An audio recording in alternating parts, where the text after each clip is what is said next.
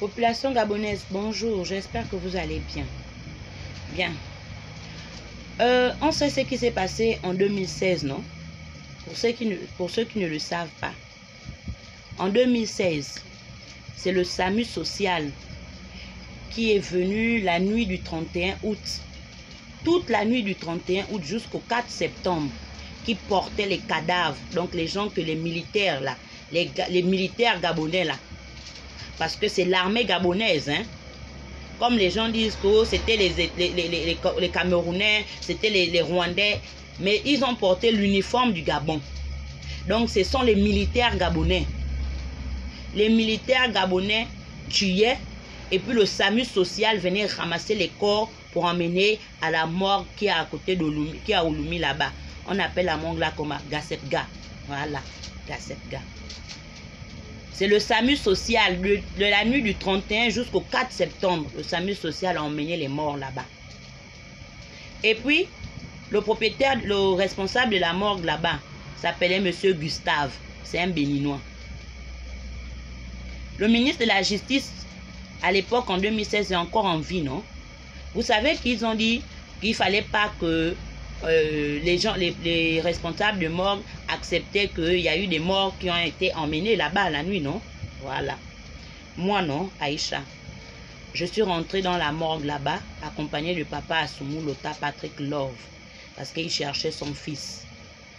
Nous sommes arrivés, le portier de la morgue là-bas a dit à papa Assoumou, parce que papa Assoumou et son fils, donc Patrick Lota, étaient les maintenanciers de la chambre froide là.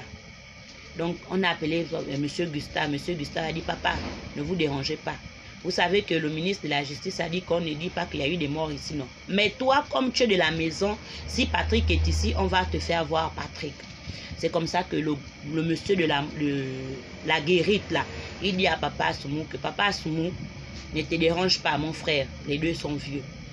Ne te dérange pas. Ici là, le SAMU social depuis le 31 jusqu'au 4, ils ont amené les corps et on les mettait dans, on a mis dans le tiroir 1, 5, 9, 7 et 4. On mettait 5, 5, 5, 5. Et puis, à un moment, il n'y a plus de place. Donc, on a entassé là-bas. Tu vas aller, Gustave va te montrer. Et c'est comme ça que nous sommes allés dans la salle. Mais après un moment, hein, parce qu'ils sont venus demander, il avait un tatouage sur lui. Il était habillé comment? Après un long moment, c'est après qu'on dit papa entre.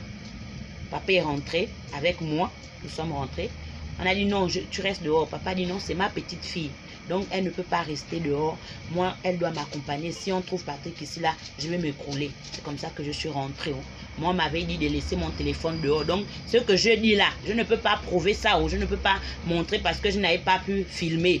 Mais je donne déjà les noms. Monsieur Gustave est le propriétaire de la chambre de la morgue en 2016. Et puis, papa Assoumou était le maintenancier de cette chambre froide là. Voilà. Donc, on a trouvé un tas. Un tas. Je ne sais pas si c'était 50 morts, si c'était 100 morts, si c'était plus de 100 morts. Mais c'était quand même un tas. Pour la première fois, je vois un tas de plus d'un mètre. Hein, de plus d'un mètre. Parce que quand je me levais, ça pouvait être ici à ma poitrine. Et puis, il y avait plus de 10 personnes allongées au sol. C'est parmi les personnes qui étaient allongées au sol là qu'on a retrouvé Patrick Lota. Et moi-même, j'ai enregistré la mort de Simon Condé, la mort de Bongota Bernard, qu'on a trouvé dans la chambre, dans le QG. J'ai enregistré la mort de Willy Ezan. J'ai enregistré la mort de Mavioga Freddy. Donc les 4 morts là. Plus Assoumou Lota, ça fait 5. Et les 5 dans les 5 tiroirs là-bas, ça fait combien de morts? On va dire en gros 30 morts. Donc moi seulement là, je peux déjà dire qu'il y a eu 30 morts. Mais 30 morts pour le petit pays que nous sommes, les amis, c'est beaucoup, c'est peu. Et puis quand je me lève pour réclamer la commission vérité, justice et réparation, on fait comme si c'était du vent. Cette fille-là raconte n'importe quoi. Si elle veut seulement se faire un nom, elle veut se faire voir. C'est sérieux. Pendant que moi-même qui parle, j'ai été exilé. Avant d'être exilé, j'ai été enlevé. Après, pendant mon enlèvement, j'ai fait quoi? Qu'est-ce que j'ai vécu? Donc, quand je me lève pour parler, on dit « Aïcha veut trop prendre la paternité des victimes de 2016. » Oui, si ça vous fait plaisir. Comme je n'ai pas d'argent, vous m'imposez de me mettre derrière quelqu'un. Tu aurais tout à gagner en te mettant derrière X. Parce que lui, il a les moyens. Et c'est même très bien que lui revendique la commission. Mais qui revendique la commission? Il était où? Il était où? Donc, à lui aussi a le droit de se lever pour venir dire qu'il revendique la mise en place de la commission vérité, justice et réparation. Donc, Abogué est là aussi, peut se lever et venir dire qu'il réclame la mise en place de la commission vérité, justice et réparation. Parce que ce n'est qu'un citoyen. Le poste qu'il occupait en 2016, tout le monde pouvait occuper ce poste-là et puis venir dire ce qu'on lui a demandé de venir dire. Il n'a fait que répéter ce qu'on lui a demandé de venir dire. Ok. Donc le ministre de la Défense à l'époque aussi peut venir réclamer la mise en place. Oui, ça c'est vrai. Lui aussi il a réclamé la mise en place de la commission. Il a réclamé ça. Dans un de ses passages sur la à TV+, il a réclamé ça. Maintenant, on est où? Vous qui avez les moyens, vous demandez la mise en place. Moi qui suis pauvre, je demande la mise en place. On ne répond pas. Pourquoi?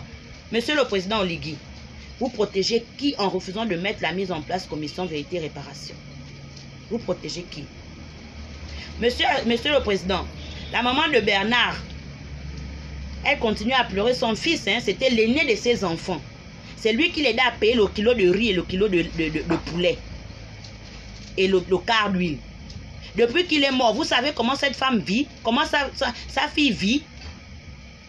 Monsieur le Président, et toutes les personnes là qui revendiquent la vérité, la commission là, qui viennent se mettre sous le dos de la souffrance des autres là. Vous savez comment la famille de Simon Condé vit? Simon Condé était l'aîné de sa famille. Hein? Quand il décède là, sa mère était décédée déjà. Son père aussi, il était orphelin de père et de mère. Donc c'était lui qui avait la charge de sa famille.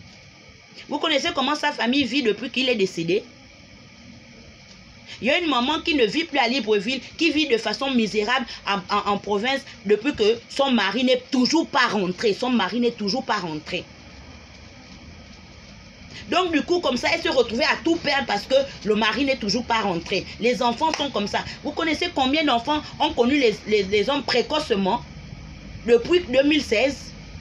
Combien de familles, l'école de certains enfants se sont retrouvés gâtés, certaines filles sont devenues prostituées, certains garçons sont devenus des bangandos.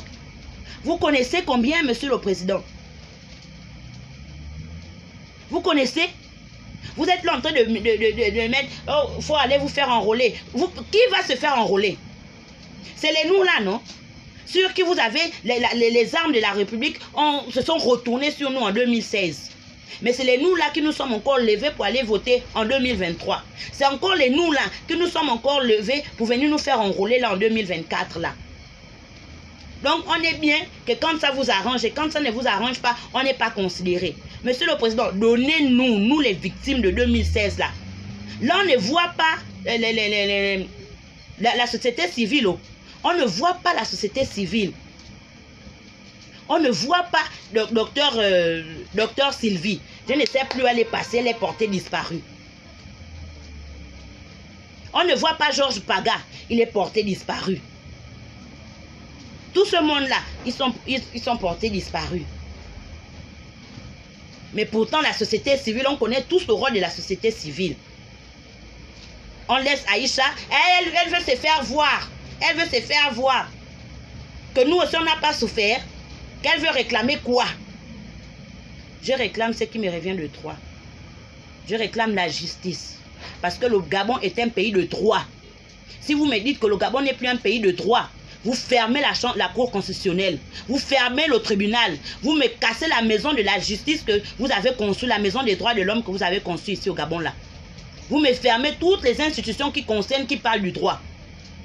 Si le Gabon n'est plus un état de droit.